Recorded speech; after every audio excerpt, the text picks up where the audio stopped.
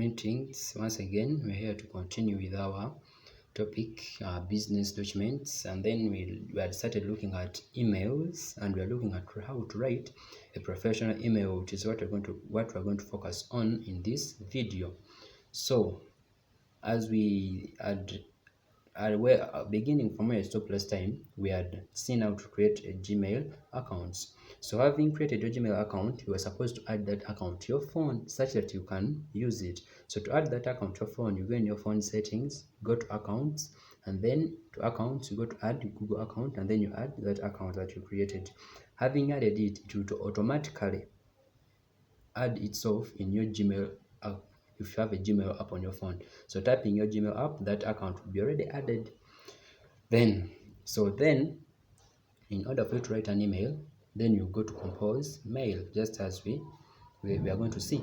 So then first thing, having done that, you should note that it is proper not to add strange backgrounds in the body of your email, because it distracts the person to read that email, and it is likely to make your mail to be put in the spam folder of the receiver. And then the other thing is that you should be careful of the recipient's name, making sure it is the right person receiving the email as you intend. If you're using a computer, a laptop, a Word document, the advisable fonts to use for a professional email are sans serif, Calibri, Vendana, and Lucida Sans or Arial. So those are some of the recommended ones. And then the font size should be 11, 12 to 12 points, and it should be black, obviously.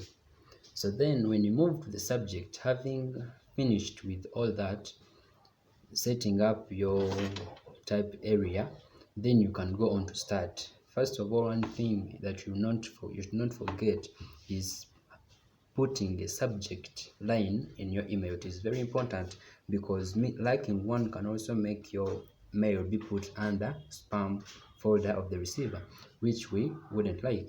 So then you should add a subject line. So the subject line should be simple and precise and short, but informative and complete. What do I mean? Like it should be enough. An example we can have, let's say we're having a meeting. So this meeting, now and let's give an example of a subject line. I can say required student meeting December 5th, 9:30 a.m. So that is informative and complete. Like the meeting is scheduled on December 5th, and the time is given. So the subject line should be of such a kind, precise but informative and complete. Not just saying upcoming meeting. So what about the upcoming meeting? So meaning it should be, for your formal letter, it should be informative and complete, not just, but probably recommended should be between it should not exceed 50 words. Yeah, it should not exceed 50 words maximum if you really have a lot to put there. And then, so having done with the subject, that is our subject, required student meeting December 5th, 9:30 a.m. So now we go on to the salutation. Now for the salutation, you don't it should be friendly but professional. Like you don't say hi. Hi is not a greeting, it is an interjection. Like for example, if you met someone, the way you would, as a way of attracting their attention, say hi. So it is not a greeting, it is an interjection instead. So it is not a greeting. Then, so for your formal email, you can say dear.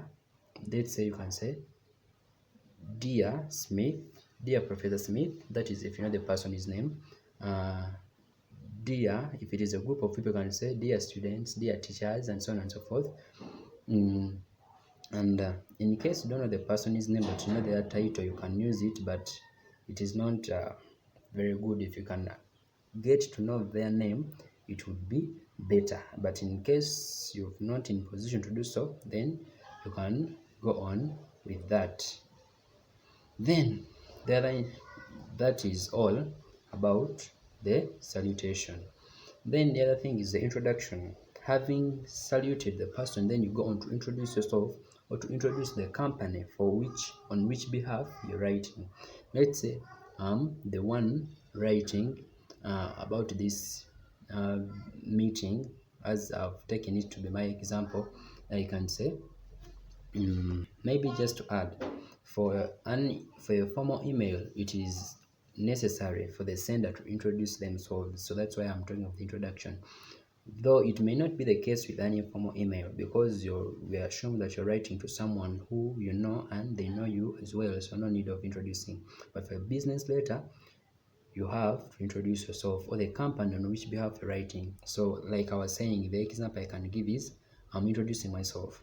So my name is Jordan Smith. I'm the professor of statistics for XYZ University. This is just for illustrative purposes. XY University. This message is for all current students. So that is an example of an introduction. Let's say if you're working for a company, you can say, this is CIC Insurance, or you can say, this is Kato Jeremiah, the manager, CIC Insurance Company, and so on and so forth, as you wish to introduce yourself according to the email, to the message you want to communicate. So that is an example of an introduction. So you can have such an introduction according to what you want to communicate. Then from that, we move on to the body of message, the body of the email. So the body of the email includes two parts: the reason for writing and then the purpose. These two things may seem the same, but they're kind of different in one way or the other. So the reason for writing, let's say, let me give an example. So you can say, I'm writing to maybe inquire about the such and such a product, or I'm writing to apologize for, let's say, writing apology. Then I'm writing up to apply for this and this a position, and so on and so forth. So then let me give an example of a purpose. Those were just likely terms you can use.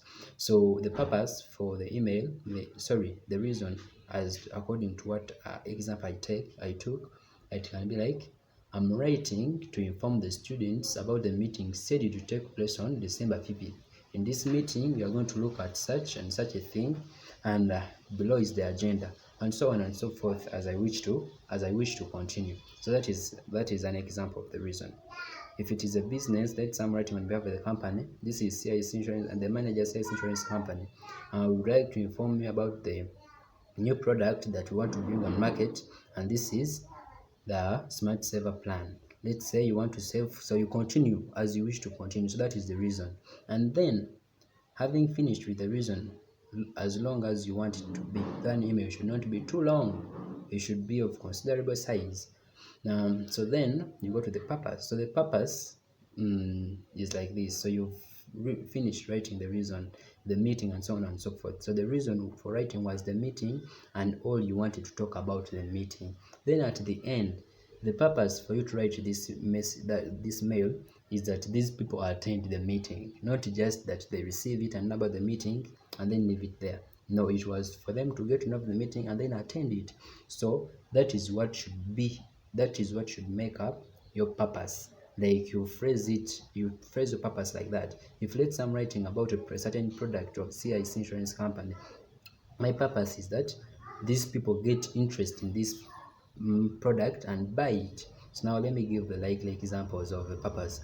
Now let's say for this purpose of a meeting, I can say we would wish all the mechanical engineering faculty students to attend this meeting. If it is a product, I can say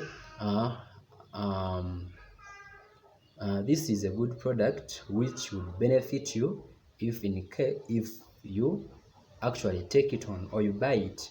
It would be a better decision to buy this product, or I would recommend you buy this product. It may, according to the way my message has been. So that is kind of how you can make up your purpose. So then, having finished the purpose, in case you had any attachments, then you tell the person that you inform the person that you've actually attached something. Let's say for the meeting, I'd attached a poster. So I can go on to say, for more details, you can refer to that. For more details, I've attached a meeting, the poster for the meeting. For details like venue, time. So I can tell them that I've attached a a, a poster. Then if it is let's say for the case of the company, I can say for more details about this product, you can refer to the brochure attached as a PDF, and like that. So that is how you can introduce that, like add on that, or to inform the person that you've actually added an attachment. Then the other thing, having finished that, now you're closing. So the closing remarks, you thank the person for, that's according to what you are talking about. So for this purpose of a meeting, I can say thank you for your help. Maybe this person had to make sure this message is communicated to the people, so I have to thank them for their help to communicate that message. And then if in case of any future reference, you also add it.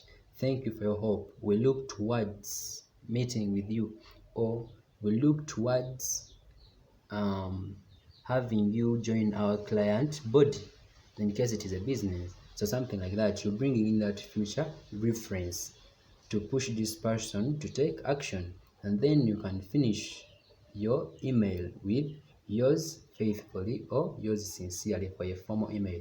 For an informal email, you can say best wishes or kind regards.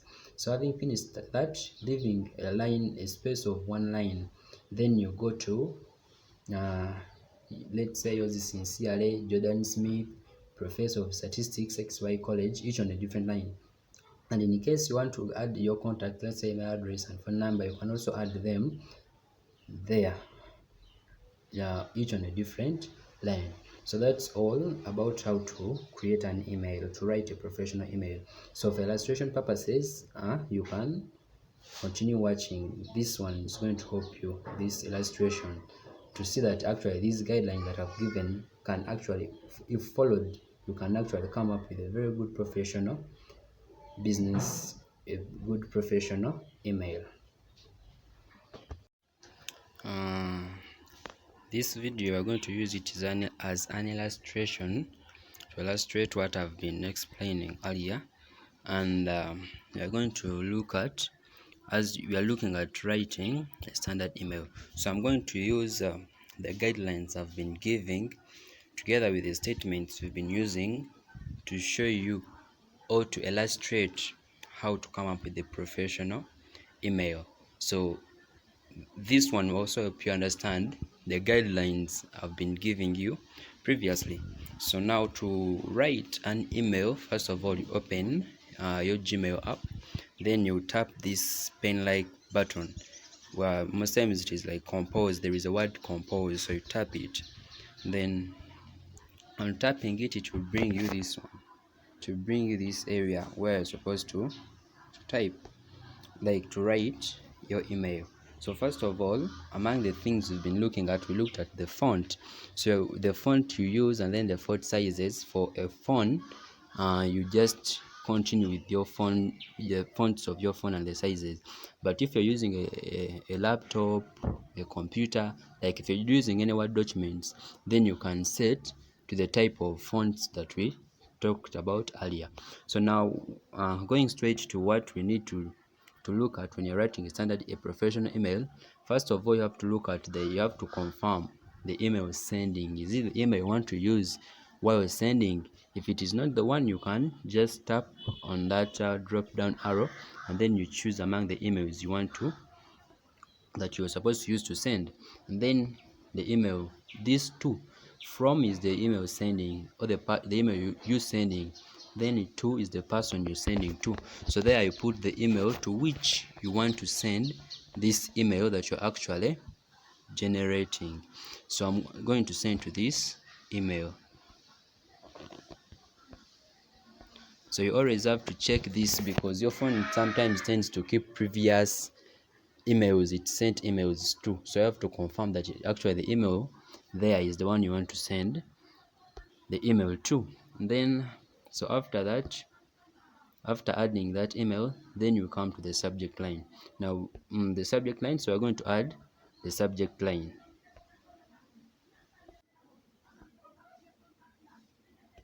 So now I'm adding that subject line just as we have it, just as I've been trying to make up the email as we've been discussing earlier. So then after adding After adding the subject, then you are going to go onto the introduction. So having added our subject as it is supposed to be, with complete meaning, complete communication, but summarized, then we go on to compose email. So this is where you come to compose, to write the body. After the subject line, then we come to the body of the email. So in the body of the email, that's where we have the introduction and the salutation. So now meaning what goes next, you are going on the salutation. So we write our salutation. So that is our salutation, dear Professor Smith. So after the salutation, then we are going to go on the introduction. So that is our introduction. Dear Professor Smith, my name is Jordan Smith. I'm the professor of statistics for XY University, the name of the university. This is an illustration, so we're using such for illustration purposes. So you see, this is how far we've gone. So now the salutation, the subject, and the introduction, we are done with that. So now we are going to go to the body itself, which comprises of the reasons and the purpose for writing this particular email to this particular person. So now we are going to put our reason for writing. So now this is the reason for writing this email. We're writing this email. The reason is I'm writing to inform the students about the meeting scheduled to take place on December 5th, blah blah blah blah. Those dots represent blah blah blah. Like you continue writing, you continue explaining yourself, the reason why you're writing. So that is the reason. So someone may say, inform the students about the meeting to take place on December 5th. In this meeting shall look at this and this, and so on and so forth, as you may wish to continue. So after that, then you go to the purpose. So the reason for writing is done. Then you go to the purpose. Why writing? So the purpose comes out as you're concluding your email. So let's say for this case, the purpose may be, yes, the reason for writing was we are informing the students about the meeting and so on about the meeting. So our purpose is that they attend the meeting. So we can conclude and say, we would be glad if all the students of this faculty attend the meeting scheduled on December 5th. Then you go to other conclusion parts, which include yours faithfully and so on and so forth. But that is the purpose. So the purpose is brought out in the concluding remarks. So we are going to go to the purpose. So now that is part of the concluding remarks. So then we can continue and say, thank you for your help. As we conclude, thank you for your help. So now it is at this point that if in case let's say after this email you hope to hear from this person again, or you require a response from this person, that's when you be like, we look towards, in case of any future reference with this person again, that's when you bring in things like, we look towards receiving a response from you, or we look towards working with you, depending on the kind of email you've written or depending on the subject of the email. So here we can say, here we may not have a future reference because we are like, we'll be glad given all the students attend. So that is it. So then after this, then you finish your email, finishing like yours sincerely, yours faithfully, depending as we have seen. So then you conclude, sincerely Jordan Smith, Professor of Statistics, XY College. In case of an email, you write it there and contact. But then, in case we have any attachments to make, still you talk about it in your body. You can say, let's say for this message, we are attaching we are attaching a poster. Let's say we had a poster for that particular meeting. Let's say we are attaching a poster. So we can be like, maybe we can say, as part of the body, we can say, for more details, a poster is attached. Maybe for details of venue, time, and so on and so forth. So we can say, for more details, a poster is attached, or you can put it in any way, but you inform the person, just as we've seen previously, that a poster is, or there is an attachment. And then to put that attachment, let's first write. So then after informing him for me to have a poster attached below, then you come here, that one, you press here, and then you come to attach file. So when you come to attach file, your phone will take where your whatevers are, the pictures and so on. So you choose any. So I'm just choosing for illustrational purposes. So let's say I'm taking this one. So it is added. Then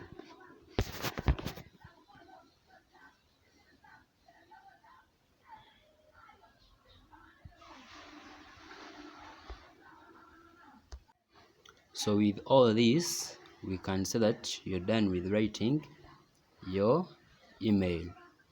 With all this, you're done writing your email. You just go through to check if there are no grammatical errors, you check for spelling and all those kinds of errors, and you eliminate them, you correct them. So after that, confirming that everything is right, then you press this button to send your email. So then that is how that's how we send and receive. That's how we write and send emails. Next video shall be looking at creating a template. Thank you. Stay tuned and subscribe for more.